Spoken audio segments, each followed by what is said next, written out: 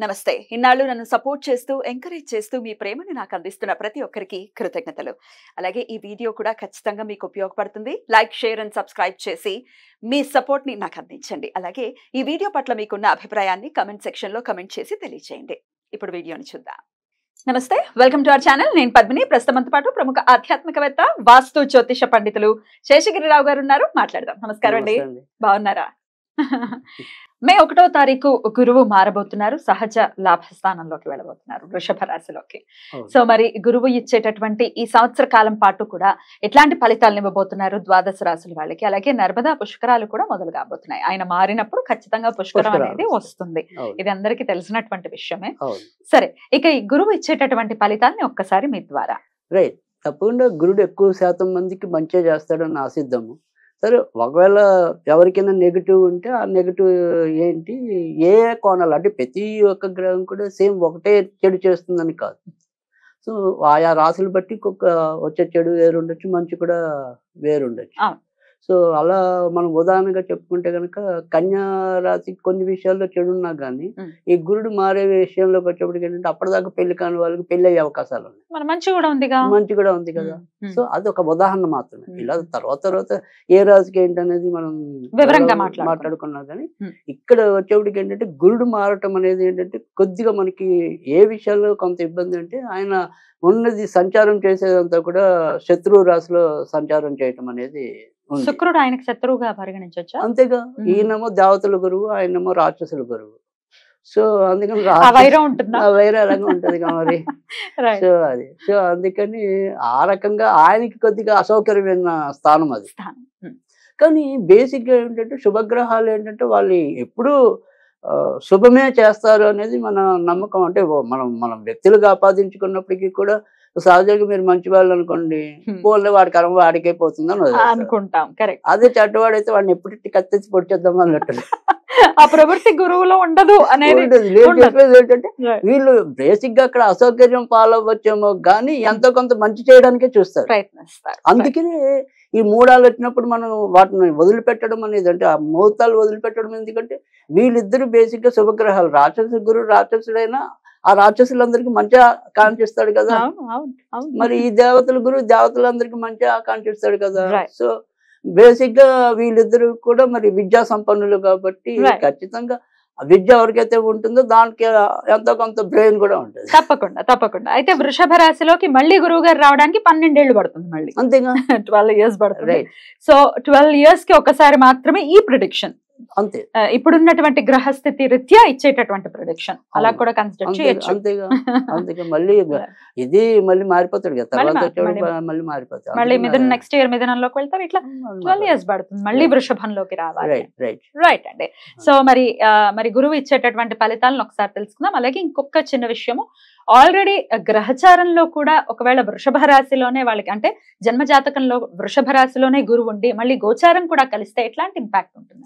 సాధారణంగా ఎక్కువ శాతం అయితే మంచి ఫలితాలు ఉంటాయని చెప్పడం అనేది కూడా జరుగుతుంది. ఎందుకంటే మన జన్మ రాశిని కాకపోతే అలాంటి ఎప్పుడు ఇబ్బంది ఉంటుంది అంటే కనుక ఎవరికైనా సరే ఒక మారక దశలు కానీ అలాంటివి వచ్చినప్పుడు మాత్రం కొద్దిగా ఇబ్బంది ఉంటుంది.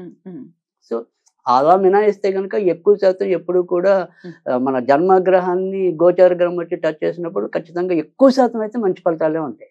సో వృషభ రాశి వారికి ప్రత్యేకించి వృషభ రాశికి కాకుండా వాళ్ళకి జాతకాలు తెలిసి వాళ్ళకి వృషభంలో గురుడు ఉన్నవాళ్ళు. అదే అంటున్నా, వృషభ రాశి వాళ్ళకే కదా జన్మ జాతకంలో వాళ్ళకి తెలిస్తే కనుక ఖచ్చితంగా వాళ్ళకి ఇంకొద్దిగా మోరల్ సపోర్ట్ ఇచ్చినట్టు.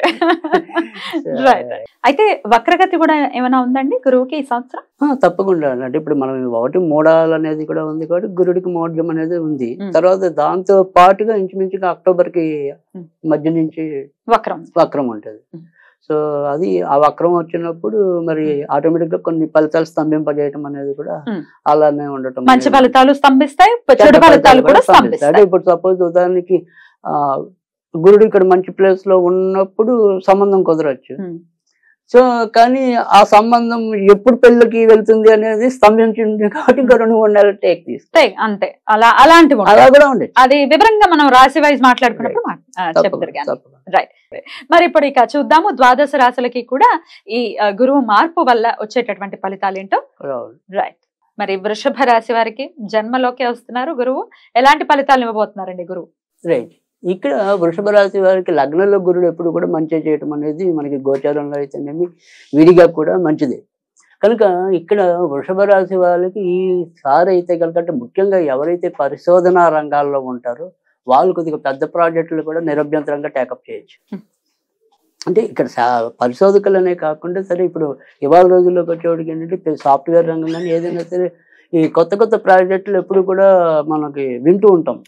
మాకు ఇలా కొత్త ప్రాజెక్ట్ వచ్చింది, దాంట్లో మునిగి తేలుతున్నాం అని. సో అలా ఎవరైతే మునిగి తేలే వాళ్ళు ఉన్నారో వాళ్ళకి గురువు ఇప్పుడు ఉపయోగపడతాడు. ఎందుకంటే లగ్నంలోనే గురుడు ఉంటాడు కాబట్టి లగ్నం అనేది ఎప్పుడు కూడా మన యొక్క బ్రెయిన్ ని ప్రభావితం చేయటం అనేది ఉంటుంది. సో అందుకని ఇక్కడ ఆ జ్ఞానాన్ని ఆయన ఇవ్వటం అనేది కూడా జరుగుతుంది. తర్వాత రెండోది వచ్చేప్పటికి ఏంటంటే ఇక్కడ ఈ గురుడు ఎప్పుడు కూడా లగ్నంలో ఉన్న గురుడు వల్ల అందుకని మనకేంటో ముహూర్తం కానీ ఏదైనా సరే గోచారంలో చూసినప్పుడు ఒకవేళ ఏదైనా దోషాలు ఉంటే లగ్నంలో ఉంటే అవి పోతాయని చెప్పి ఆ లగ్నంలో గురుడు ఉన్న శుక్రుడు ఉన్న మనం ముహూర్తాలు పెట్టడం అనేది ఉంటుంది.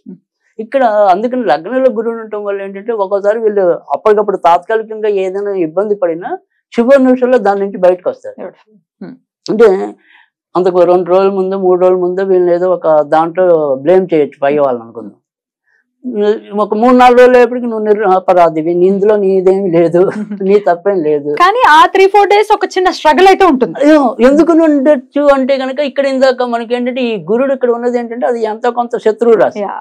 సో అందుకని చిన్న స్ట్రగుల్ ఇవ్వకుండా ఉండదు. తర్వాత రెండోది ఏంటంటే అసలు బేసిక్ గా ఎప్పుడైనా సరే మీరు కనుక గమనిస్తే వృషభ రాశి వాళ్ళు కానీ తర్వాత మకర రాశి కానీ తర్వాత వచ్చేవాడికి కుంభరాశి కానీ ఈ 3 రాశులు వృషభము మకరము కుంభం ఈ 3 రాశుల వాళ్ళు కూడా అసలు మామూలు జనరల్ గా దైనందిక వ్యవహారాల్లో కూడా ఎంతో కొంత ముందు ఒక చిన్న డిస్టర్బెన్స్ లేకుండా లేదా చిన్న ఒడిదుడుకు లేకుండా వాళ్ళు ముందుకు రాలేరు. బట్ పట్టుదల ఎక్కువ, ఖచ్చితంగా గెలుస్తారు. ఇక్కడ గెలిచేందుకు ఈయన సహకరిస్తాడు. అంటే ఒక్కోసారి మనం మొండి పట్టుదలకు పోతే మూర్ఖత్వం అవుతుంది, ఇక్కడ గెలుపు అవుతుంది ఈ గురుడు యొక్క గోచారం వల్ల. కనుక వృషభ రాశి వాళ్ళకి మంచి జరుగుతుంది. కానీ ఏ విషయంలో జాగ్రత్త తీసుకోవాలి, వీళ్ళు ఈ ఏడాది తీసుకోవాల్సిన ముఖ్యమైన విషయాల్లో జాగ్రత్త ఏంటంటే కనుక ఆడవాళ్ళు ఆడబంధువులు, మగవాళ్ళు అయితే ఆడవాళ్ళతో, ఆడవాళ్ళు అయితే మగవాళ్ళతో, అంటే వాళ్ళు పనిచేసే చోట కొలీగ్స్ ఎవరైతే ఉంటారో వాళ్ళ విషయంలో వీళ్ళు కొంతవరకు అప్రమత్తంగా ఉండాలి. ఎందుకంటే గురుడు ఇందాక మనం చెప్పుకున్నాం ఆయన కొద్దిగా శత్రువుల రాశిలో ఉన్నాడు కాబట్టి తాత్కాలికంగా ఏవో ఒక శత్రుత్వాలను మనకి ఇవ్వటం అనేది ఉంటుంది.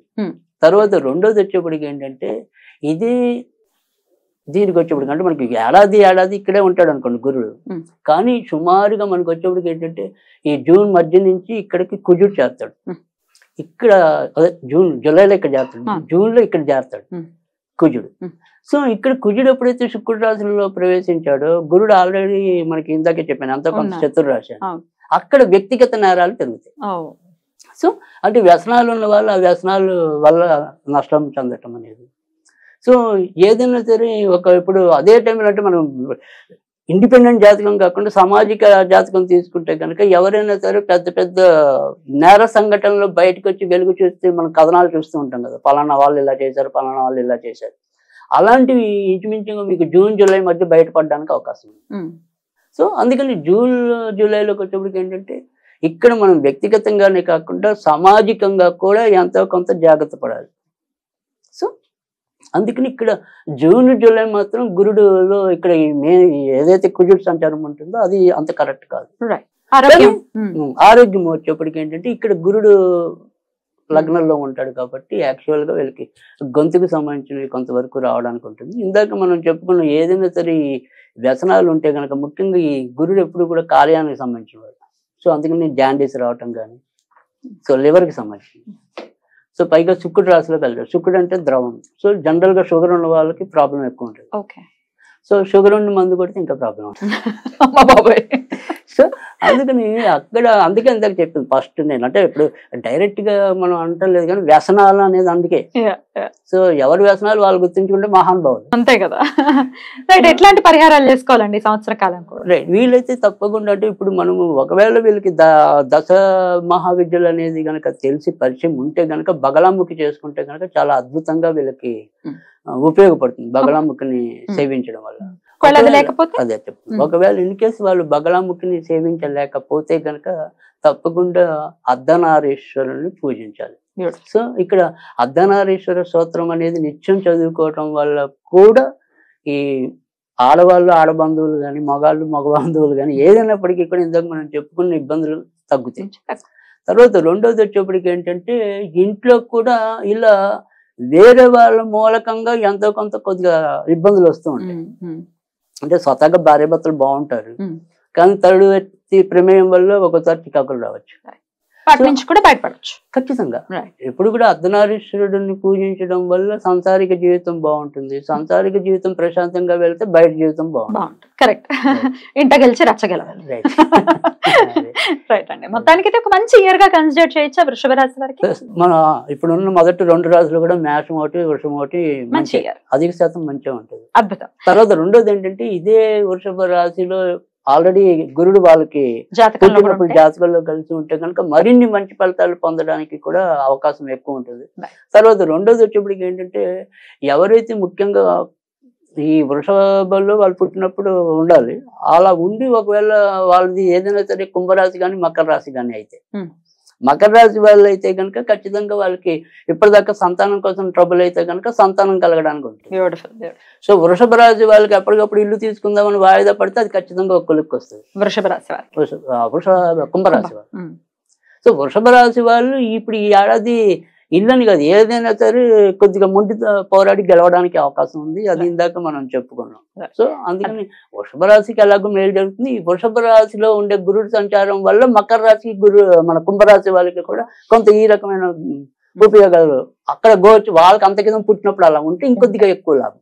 రైట్. అద్భుతం అండి. చాలా బ్యూటిఫుల్ గా ఎక్స్ప్లెయిన్ చేశారు. ఇక నెక్స్ట్ ఎపిసోడ్ లో మిథున రాశి గురించి తెలుసుకుందాం. నమస్కారం అండి.